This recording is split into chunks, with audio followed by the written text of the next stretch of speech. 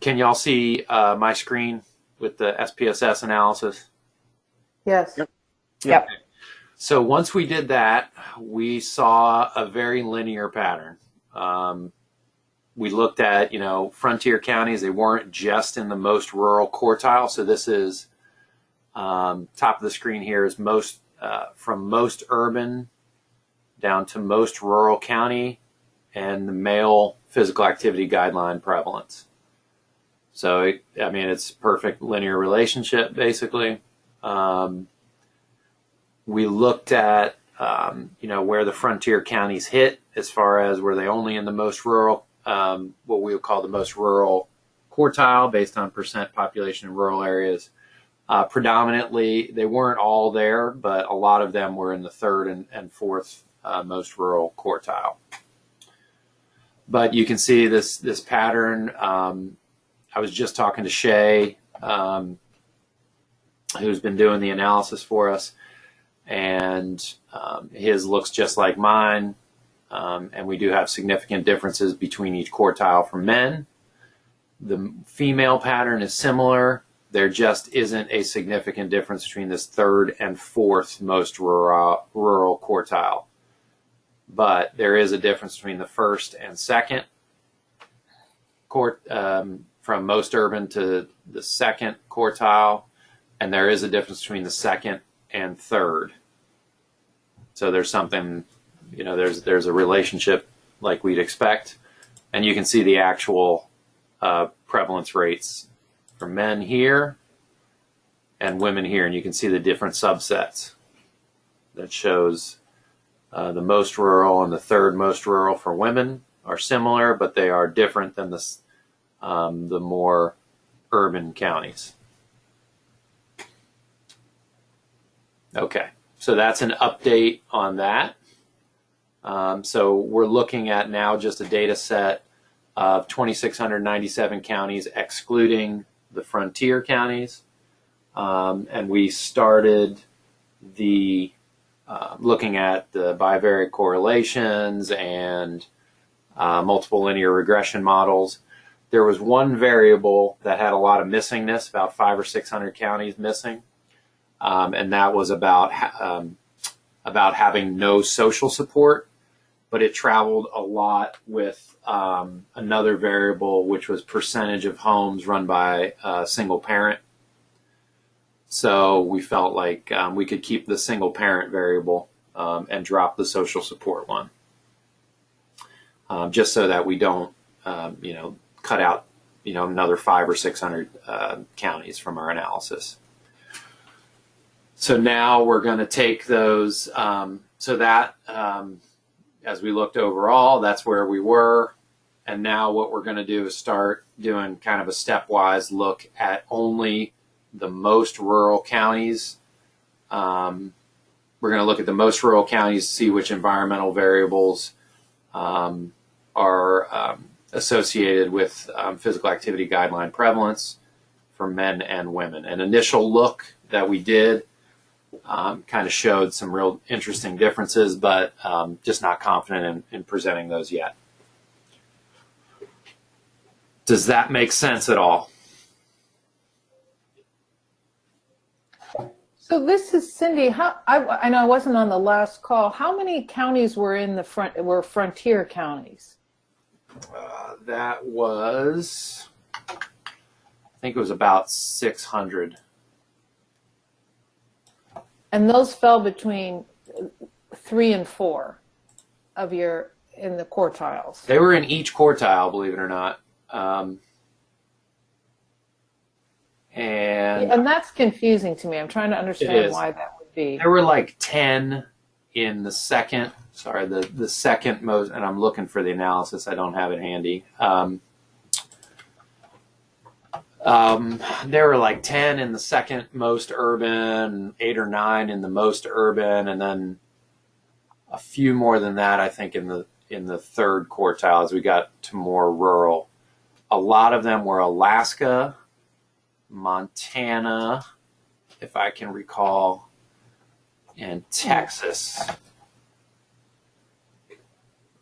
So they might have a big pot, not a big, but they might have the majority of their population in a small urban center. Oh, okay. But overall, in such a huge county, it's less than 7 people per square mile. So it's county level, people per square mile is less than 7. Oh, okay, that makes sense. But they could all be clustered in one area. But our quartile definition is percentage of people that are in the rural area. So sometimes you will have a higher percentage in the quote unquote urban area, but still have a huge county where nobody else lives, for example, or where very few people live out. Yeah. And so, we decided to take them out because the frontier counties, because they're different than the others. Yeah, we think so. And what we could do is just look at the regression analysis for just frontier counties too.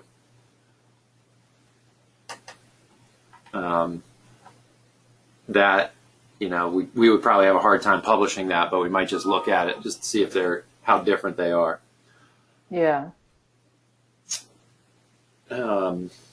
Yeah, be open to others. So what we'll probably do is run regression once we get to a pretty parsimonious model. We will run the regression for just the most rural counties, and then get to a fairly parsimonious model stepwise, in a stepwise fashion. But then what we will also do is run it for the counties that are not in the most rural quartile, just see what's going on, see how different it is. And then maybe what we could do is also run it for the frontier counties to see maybe there's something going on in there as well. Okay, yeah, that's helpful. Thanks. I mean, I'm not the greatest at explaining that, but Jeff, you've done this a bunch. Similar types of analysis. Do you have any comment or? And sorry, I was on mute. Yeah, I would say I think that sounds like a fine plan. You could also just run your rural analysis both ways, with and without, and see if the significant variables are different with the frontier counties included versus excluded. But they do seem, it seems like a pretty clear definition, and to me it seems like a reasonable exclusion. Okay. Yeah, especially since they're spread across the quartiles because of the way they're defined and how we're defining the quartiles. So I think just clarifying that in the paper so people how that happened, because it's a little confusing at first. Yeah, understood. Because you would initially think all the frontiers would be in most rural. I mean, just off the top of your head, that's what you would think. Yeah, we were looking at the list and just like, why is it? Oh, and some people knew the counties and said, yeah, they have, fairly densely populated, small town core, but then it's just a massive county with nobody else in it, or very few people in it. Yeah, which would be different than a rural county where they're more dispersed. Right. Yeah. So, okay, so we'll keep plowing through it and keep working on it and coming back. I know this is one that we wanted. We submitted an abstract for ALR with results are forthcoming. So our next step is Shay and Renee and I are gonna get back together and start just doing that stepwise look at the regression analyses for the most rural county, most rural quartile, and then report back to the group. So I appreciate all feedback, and if others, always willing to have more involved. So, any questions about the quantitative stuff?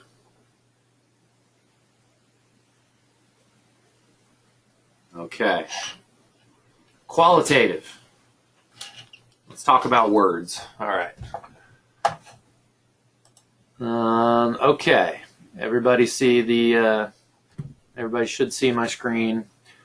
I had, last time I had asked, hopefully, to get people to look through this stuff. This is not easy to look at together on a screen. Whether everybody did or not, hopefully you guys had a chance to look at it. I'm just going to open it up basically to questions about, just as a reminder, we set up our categories using the capitals approach, but also had another category that came out was like what types of activity that are popular, which I think would be interesting to report. We adapted a definition from kind of economic development literature about those capitals. And then I had a pretty big sheet that I sent out with the category, and you can see kind of an excerpt from it here. The category, and Lauren and Cindy and I talked about these as well. Our kind of supporting data, what was common.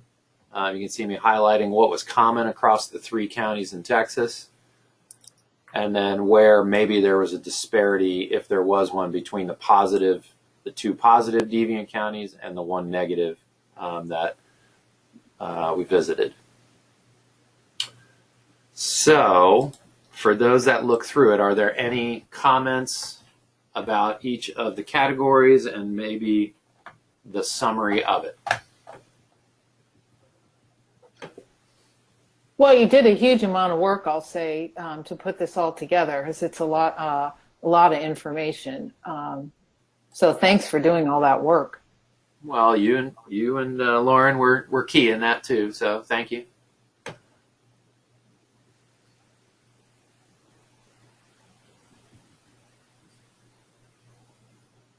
I would just add, I think the common collective summaries and the disparities in each category are super helpful. And,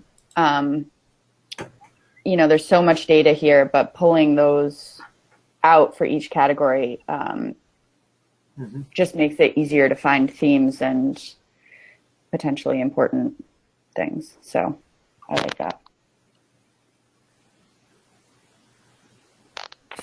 Christian, where do I find the summary at the bottom of the structure? Did you send that out, or is that just on your screen? No, what I have on my screen, I just put together this morning to try to walk through it. What I did before was send out this table. Yep. With 2 other columns with the actual quotes. Yep. Okay, I see. Okay, now I see it. Okay, got it. So so let me do this real quick. And then maybe this will spark some ideas or thoughts. So what I'll do is quickly run through. I don't want to talk too much though. So maybe for each category, we could look at them together.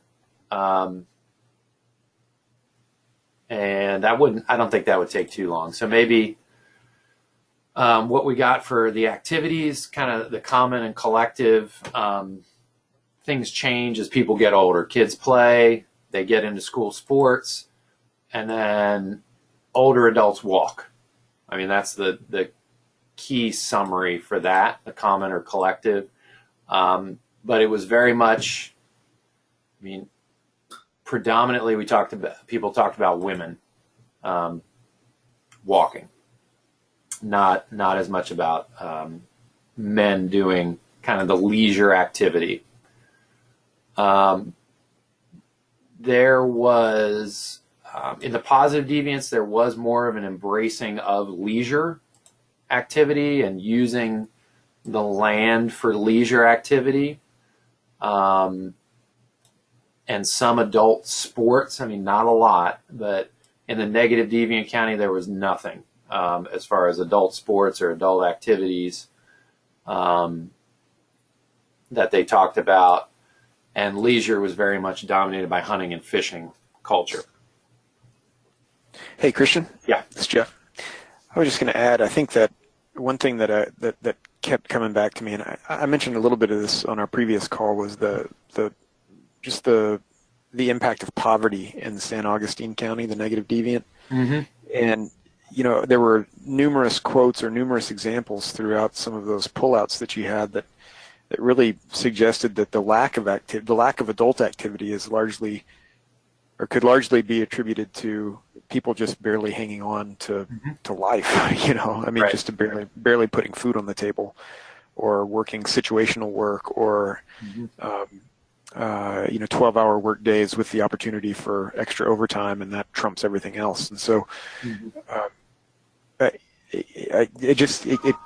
think that point, that I think the difference in activity is in adult activities between the positive deviants and the negative deviants is potentially really strongly impacted by the better financial situation in Blanco and Concho counties.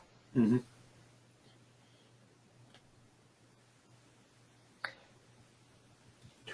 One thing I noticed in particular in the activities, as I was looking through it, that I'm not sure I picked up on before when we were analyzing it, was at least the way you have it set up, it looked like in the positive deviants there was some discussion about the agent, I mean the extension agent, having different approach.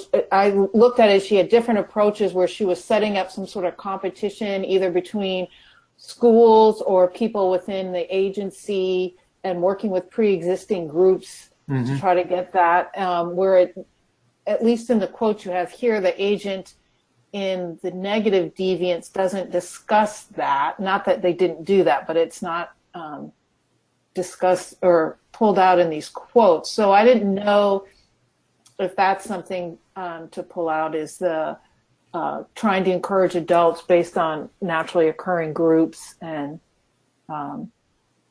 where did I have some healthy competition, because I remember them talking about, so this in the very first one, activities, your very first, that I noted the agent talking about walk across Texas, which the other person did as well, but didn't get much involvement, whereas in the Blanco they did.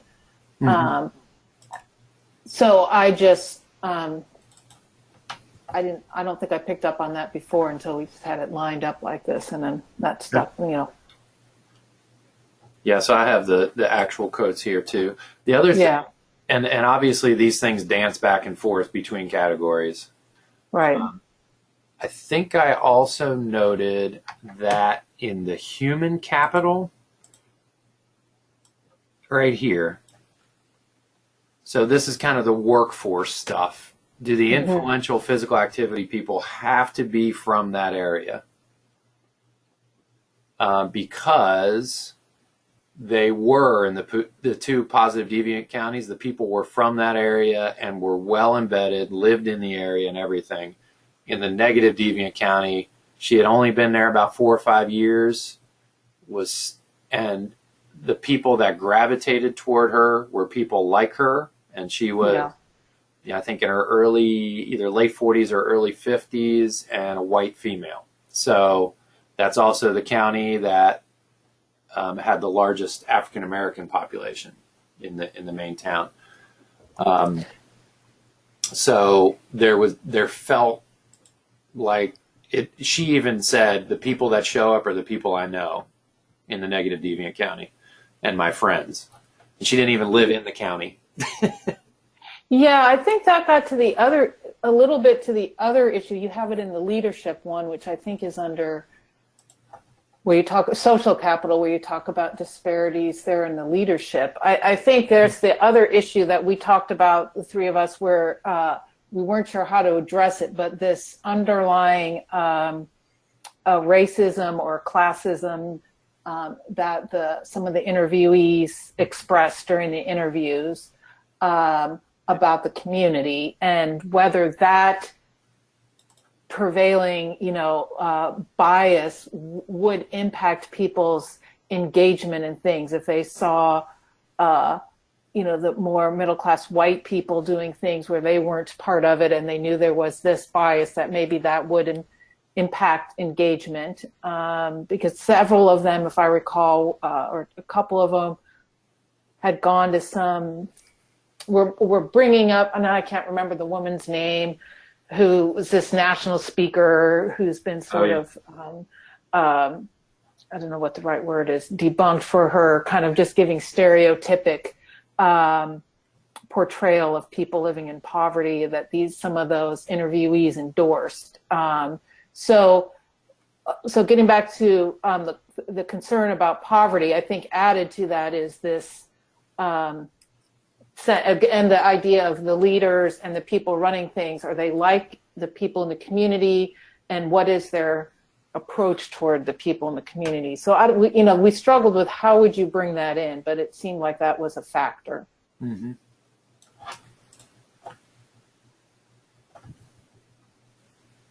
Yeah, and Mike, I feel like you had a good comment about this in the past. Yeah, I mean, I just presented a paper a couple weeks ago looking at rural community here in North Carolina, and it was really interesting because we sort of and we framed the themes. There were three themes that kind of emerged that were unique from sort of what we've seen in some of the other studies we've done.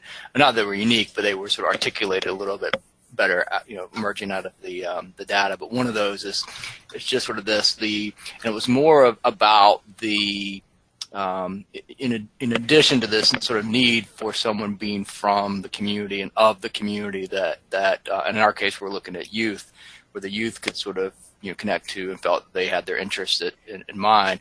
It was the perspective of needs and how to address those needs that were largely being shaped from outside the community. And so and whether that was some folks that had moved to the community from afar and were basing their perspective on what they knew from the community from which they were coming from, or they were white adults sort of pushing their perspective onto what they thought the youth need, or it could be the situation of the sort of the culture of poverty, and there are these sort of misconceptions about issues with the culture of poverty that they were so all of the programming, all of the sort of interventions that were being recommended were being driven from these sort of outside perspectives rather than through sort of authentic community engagement. And I think all of that had sort of had components that were playing out, whether that was race or class or geographic kind of disconnection, and the other one was being driven by sort of outside sort of funding. So again, I think when they had a grant from the USTA to build tennis courts, and no one knew how to play tennis, no one knew how to teach tennis, and so they're left with the unused tennis courts. But they got a grant, so. Yeah. So to me, that it was as much about people who are not of the community and not engaged with the community making assumptions, and these assumptions sort of influencing programs and interventions, et cetera, that seem to be sort of hindering sustainability of some of these programs. Mm-hmm. Do you mind sending that paper? No, yeah, it's not in paper form now because I just presented it, but I've got some stuff I can send. Okay, thank you. Yeah, that does sound a little bit like what from the what could potentially be going on in St. Augustine, because some of the most influential people were not from the community, like the judge and the extension agent. And they represent a specific view. And even there was another older woman there that said, well, I don't know if Megan, if you remember, I think you were in the interview, the older woman we were talking with about the gardening and stuff. And I think I put a note in here about it. They kind of have the Southern mentality of fried foods, and I said, is there some kind of Southern mentality about physical activity too? And does the Southern, kind of, is there something going on there about the leadership too? You remember that, Megan? I don't remember her conversation in great detail, but I do remember her talking about the gardening and things like that. Mm-hmm. And it seemed like out of all of the the white women that we talked to, she seemed the most laid back, and that probably was due to age and things like that. I don't remember that piece specifically. You have that actually, Christian, under cultural capital. You have those quotes about the Southern. Oh, yeah. We're sort of a Southern extension of the Deep South. I mean, a Texas extension of the Deep South, I guess you'd say. It's like at almost the very end of the quotes for that section. Okay. Okay, well, that's, I think just not having, I think what Mike said, sort of not having authentic community engagement driven by outside funding, but also I think that speaks to what needs are being addressed in the community, which was somewhere else. Kind of the human capital. People address the needs that come up, and in this happens a lot in West Virginia. It's substance abuse and substance use disorders and the opiates. Yeah, opiate use is just dominating the human capital right now. It's and it's taking people away from the prevention of those things through built environment, good environments, physical activity, whatever it may be. But in St. Augustine, it was very much driven by a needs assessment, which was a social services needs assessment done by local university. So again, these things dance. They dance a lot in between. I think it's a good point that the leadership has to be representative of the local community. I'm sure that's been written about before. This is just another manifestation of it. I'm trying to think. Maybe just keep the ball rolling here with what else stuck out to others. Hey, Christian, this is Jeff. Something that I noticed several times being mentioned was the influence or the impact of second homeowners in the positive deviant community, specifically Blanco County. Right. I think it's has kind of a reputation of being a hill country community, and it's close enough to San Antonio and Austin that there's a lot of a lot of money kind of flowing out that way during vacation season, and people having buying a little spread out in the country to go to on the weekends, that kind of thing.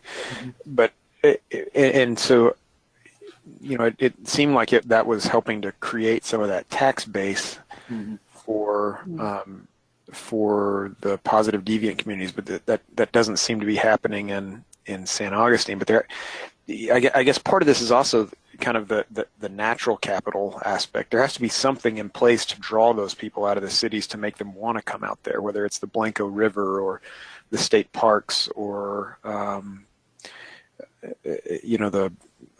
just the natural beauty of an area, or the town itself. If it's a vibrant small town with shops and restaurants and cafes and places that people want to go, or wineries. I like out that way. It just seems like that could be a really big benefit to a community. But then again, you have kind of a transient population that's not transient, but temporary population that's coming out and may not, maybe spending money in an area but not engaged in the community. And also, what impact does that have on the locals? Is it kind of create this townie mentality or something where you're kind of us versus them, or I think there were some really interesting quotes about people who have befriended these people, these kind of vacation homeowners, and some really interesting quotes about an artist and how a person's wife is become close. And anyway, I thought that was a really interesting theme, and it definitely the lack of investment in San Augustine County seemed like a big difference between the two. In many ways. I guess what rambling about is that difference in investment could have a wide-ranging impact on the community.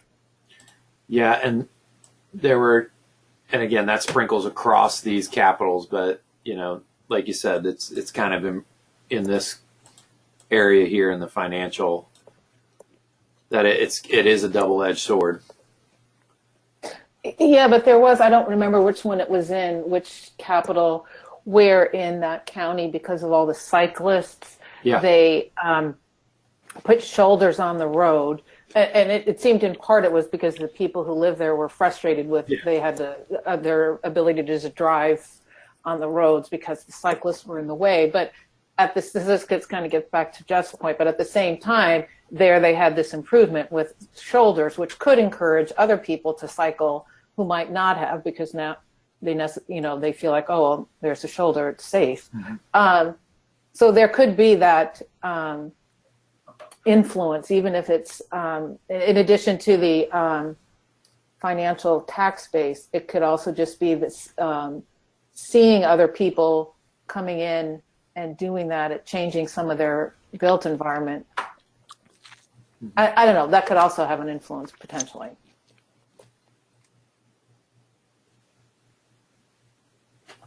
Yeah. Yeah, so it brings in and this kind of hit me in the face. It brings in it's okay to just have leisure activity and not just work and then work your farm, and mm-hmm. And then that does create the clash that at some points, which results in quotes like these things up here, we're here about picking grapes and hauling hay, and those sometimes there was those people, and even the locals have their own swimming holes and things like that. So it's really interesting in the shift in rural America. I think the bigger picture is a shift in rural America. If it's moving away from industry, but moving more toward leisure, that doesn't really support the local economy as much, right, as an industry or a blue-collar job would. Yeah, I actually looked on the map where those three counties were, because the one, I'm not familiar with Texas. The one that was close to, I can't remember, two of these bigger towns in Texas, Blanco County was, but the one, St. Augustine, was pretty far removed from a big town, and it didn't seem like, now I'm trying to remember, Contra was a little more removed from those bigger towns or cities. Yep. But that sort of gets back to the point of, should you be trying to encourage tourism? So maybe not necessarily second homeowners, but some sort of tourism based on the natural environment. Mm-hmm. And what's interesting is Blanco in the hill country has beautiful water and rivers and places to play on the water, but so does St. Augustine. Mm-hmm. Right? They're right on the Louisiana border, but it's just a different water sports in the positive deviant and fishing in the negative deviant. So it's much more, the negative deviant's much more geared toward fishing and things like that. So whereas the other one could be about pleasure craft and swimming and so I mean there was definitely a difference. Yeah. And I wonder if some of that is proximity to the bigger cities. Yeah, maybe. Or maybe not. Maybe it's just always been traditionally that way. I think an interesting question is, are there different perceptions about the value that certain natural resources hold? So in certain places, are the locals either seeing something as in an area as being valuable in a certain respect versus, I think in a traditional sense we might think rural areas have thought about natural resources as being holding monetary value, right, like timber or whatnot. Right. And there's this switch. If there's going to be an economic switch to tourism, we need to think about natural resources as being holding value in a recreational sense. And it seems like maybe in the positive deviant counties, this influx of sort of quote outsiders has helped make that switch, you know, because you're seeing, oh, people valued these hills for cycling. We wouldn't have thought of that, you know, and maybe that switch isn't happening in the negative deviant. Yeah, and we've seen that in other settings related to parks and recreation where rural, you know, the conflict with tourism and extractive industry, particularly those counties with a history of extractive industries that are, you know, sort of see the utilization of natural resources solely for sort of the economic gain and not seeing tourism as that, you know, less likely to want to preserve resources for conservation, for example, if they can sort of figure out how to mine timber or farm it. So are you saying that they see the value from extracting the resources more, they don't see the monetary value of preserving it for tourism? Is that right? That's typically some of the conflict that's come in that you know, for example, we've got a potential to sort of preserve this area for parkland, but if someone wants to go and develop it, locals are more likely to support that because it could mean construction jobs, for example. Mm-hmm. Mm-hmm. But I think what's interesting, at least if I'm understanding this example right, is that conflict is there until they're shown otherwise. And Absolutely. So in these examples, the county with these city people coming in to cycle and spend money, all of a sudden then the rural locals are like, oh, yeah. Yeah, no, absolutely, exactly. And that's sort of part of it's not my area, but I know our sustainable tourism folks in our department, that's pretty much what they do constantly, is trying to sort of educate and sort of support local rural communities to sort of change some of this economy to tourism for that exact purpose. And so that's exactly part of that process. Yeah, and you're exactly right. As somebody who grew up in East Texas, going back to that San Augustine area, if you look at the history, that area is known for the construction and the mining of timber and things like that. And so preserving it for recreation is difficult when the majority of people are constantly working, and especially because that area is plagued by poverty. And then on top of the fact that we bring in resources by saving part of that land for hunting leases. And so going back to that idea of hunting, where you had the other area that brought in tourism and things like that, we bring in our tourists because they like to come to the East Texas area to hunt. So you've got that aspect coming back in. Yeah. Yeah, so it's I'm just labeling that kind of the different kind of tourism. It's not just a different way of using the land. And that's something I hadn't even heard of till I got to Texas, is the land leases. Hunting leases, not licenses. Yeah. Yeah, we bring in tons of people from the Houston area, really even to my hometown. They just flock there, and my hometown is really small. So it's pretty astounding. Yeah, it's a different choice of tourism. Yeah, interesting. Yeah, now I did notice in Blanco County, they did talk a lot about I think they were the one talking about the importance of the lakes, and they had I think they were the one that had the swimming places that just they knew about. So it seemed like there is some underlying understanding of the value of the natural environment for recreation, which would be a little different than Megan was just describing, or seeing it for resource extraction, that they were talking about the importance of having these lakes for swimming, as I recall. I'm pretty sure it was that county. I think we've talked about this. I've kind of labeled it there are two different types of recreation: more active recreation versus a less active recreation. And even the people that knew about those leases, I was in Blanco County, they said, yeah, you just set up an automatic feeder so that the deer keep coming back to a certain spot, or the animals do, and then You tell people where to go. So it's not even, you go out and it's almost automatic, even feeding the deer to get them to be in a predictable spot for the people that pay for the visas to hunt them. I was just amazed by it all. Yeah, that I guess be... the point I was trying, I guess I didn't make it clear, was maybe because Blanco already had some understanding of the value of the water for swimming or active recreation, right, that they might be more amenable to changing as the outside.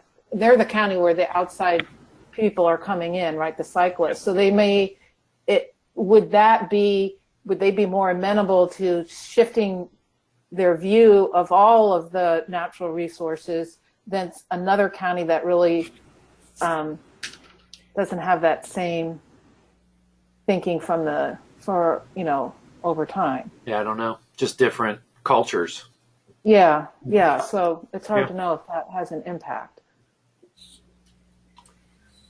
Yeah, and I think, as I'm looking through this too, I think what was interesting is the economy or poverty, however, the financial situation in each county really impacts things differently. I tried to summarize it in the financial capital. It's like Blanco, they have a lot of long commutes, but those are predictable, right? So they're more white collar jobs in Austin and San Antonio. That means maybe the person working there is away, but on a predictable schedule. Versus in Concho County, they had more of a boom bust cycle. That was the one where the private prison had just closed. And a lot of it draws people away for weeks at a time, or a week at a time. So they're, to follow jobs and then come back on weekends or come back for 3 or 4 days. And San Augustine is very much shift work and inconsistent schedules. So the idea of asking someone on a shift and inconsistent schedule to volunteer to coach or something, or to sign up for a rec league, is almost impossible because their schedule is unpredictable. So it was interesting to see the different ways in different places that potentially the economy and the struggles in rural America, right, with 1 or 2 big employers, whatever it may be, might influence these places very differently. And I heard this a lot about men. Sorry.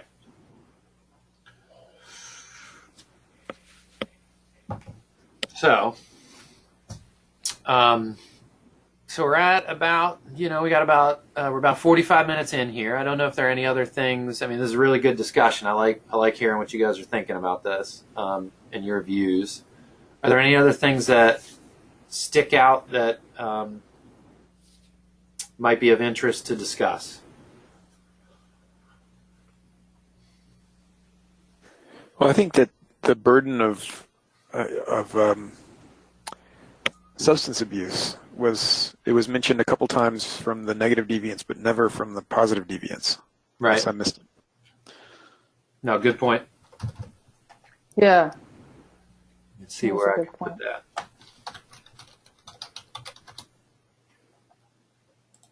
Can you help me? No, that was in another spot here. I'll find it, but that's a good point.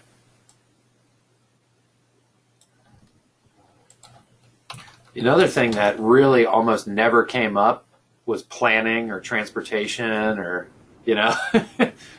it's really, that might be a discussion point that, in urban America, you talk about transportation planning and urban planning and comprehensive planning, but maybe it either just isn't here yet or it's not important. It just rarely came up, but it could just be who I talked to. Well, they're also, if they're not close enough to a major metropolitan area, they won't be covered by a metropolitan planning organization. Mm-hmm. Well, for sure, yeah. Yeah, so I wouldn't. Let me think. Yeah, I wouldn't expect them to have much of a plan beyond kind of maybe a city plan. I think there was some comments about maybe it was Johnson City having a trail installed between their downtown and some, I don't know, one of their local destinations, but Yep. Yeah. Yeah, that was the only place, and it was probably the biggest, it was the most urban of any of them. And they actually mentioned, okay, the mayor was influential. We did have a plan. I think Texas A&M had done for them, kind of an urban-ish plan. Yeah. But it sounded like they had some kind of planning process. Yeah, it's going to be really rare. Areas. I mean, some of the towns I've worked in where you've got the quote unquote town planner is also the town manager, is also, the water and sewer guy. So Right. Yeah. Yeah. He might also be the mayor. yeah, exactly right. Anything else that kind of smacks you in the face here that's worth mentioning?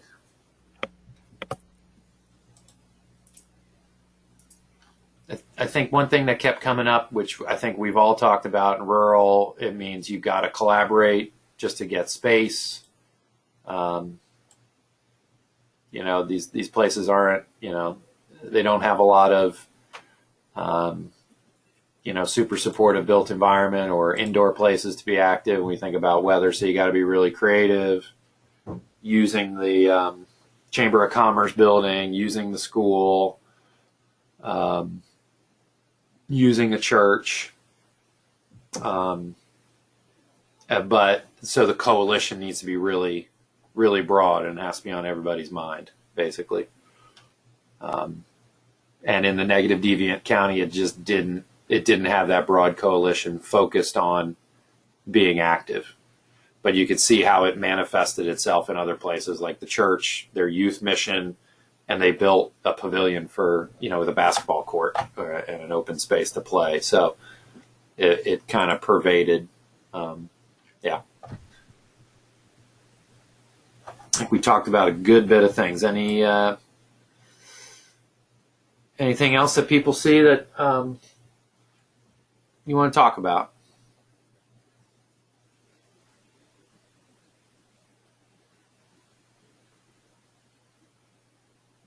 Okay.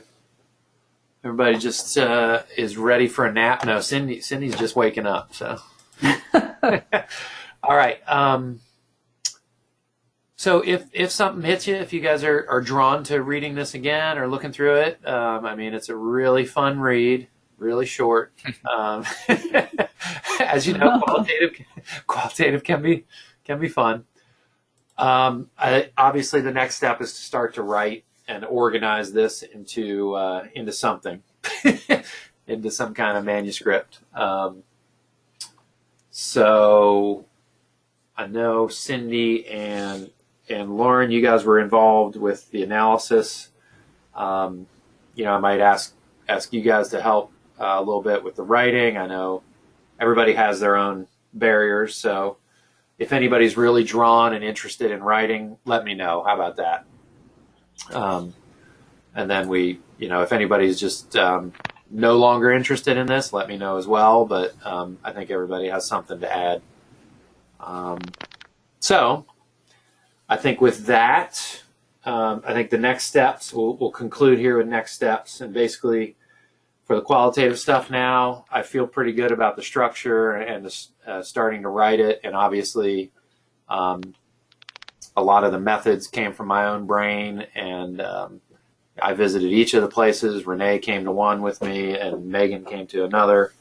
So they have, good perspective on it too. So, I'm always wide open as far as writing and authorship. I think what we'll do is just keep coming back with progress to these calls, and maybe at some point this group is no longer needed, but I think we still have some progress to make on both the quantitative and the qualitative stuff. And I hope everybody agrees. Definitely. Yeah. Yeah, I'm happy to work on writing. Just let me know. Okay. And I think at this point it would be, I've got to put something in a manuscript format and then let other people start commenting, right? Or some kind of structure, and maybe who could help in which piece or whatever. That sounds good. Yeah. Yep. Just let us know. Mm-hmm. Will do. And Jeff, I know you're always under governmental restrictions, so but your feedback is always really spot on. So I appreciate that. And Mike, you always have really good feedback, and I know you're very busy too. So, but there'll definitely be a couple of products coming out of this. Sounds good. And I think the other thing to think about, and I sat in on that, and I'm sensitive to time here. We'll take no more than another 3 or 4 minutes, but I don't know if anybody else sat in on that NIH webinar recently about the promoting health enhancing physical activity, kind of the multi-level intervention stuff that they have RFP out for. Anybody listen to that one last week? I missed it. Okay. That is probably the most in line with any work that ALR converts, and disciples have been looking at. So maybe what I'll do is just follow up with, send it out to everyone.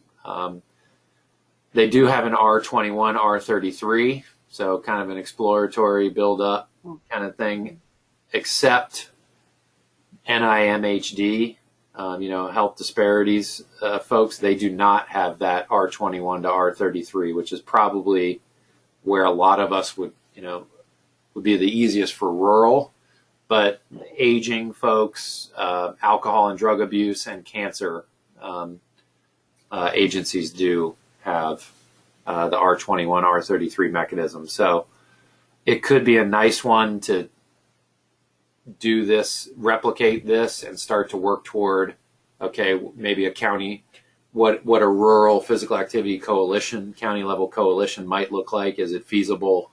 And then build that up and, spread it to more counties or something. So I'll send out a link to the call, to the RFP, and maybe, that might be a longer term goal for this group. Yeah, that's interesting. It really felt like the first one that was right up, right in the wheelhouse.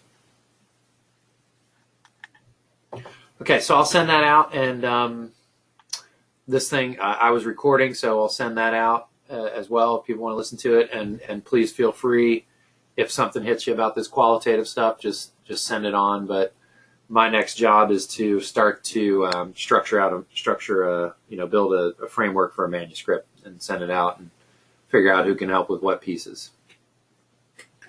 Great. Sound good? Right. Well, thanks for keep moving both of these forward. Yeah, sure. Thanks, Christian. Yeah, this is exciting stuff.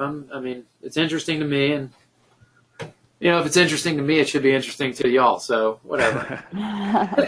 Yeah, I'm really looking forward to seeing the qualitative results too. Yeah. Excuse me, the quantitative. Yeah. So and actually, I'm happy to help write for the quantitative if you need some help there and have specific things. Certainly, let me know. Okay. Yeah, I generally write with a big tent, so I like to have everybody's view in it. I just submitted all my my tenure summary stuff yesterday. So. Oh wow! Yeah. Nice. Well, good luck. Yeah, I highlighted this work as a great future path. Cool. So. Awesome. All right, troops, but nobody on this call was on my list of external reviewers. I had to be very careful about who I picked. Anyway, All right. Appreciate everybody's help. Unless there's anything else for the good of the order, we'll close up now. All right, sounds good. Thank you. Thanks, everybody. Thank you. All right, thanks everybody. Thanks, everyone. Bye. Good day.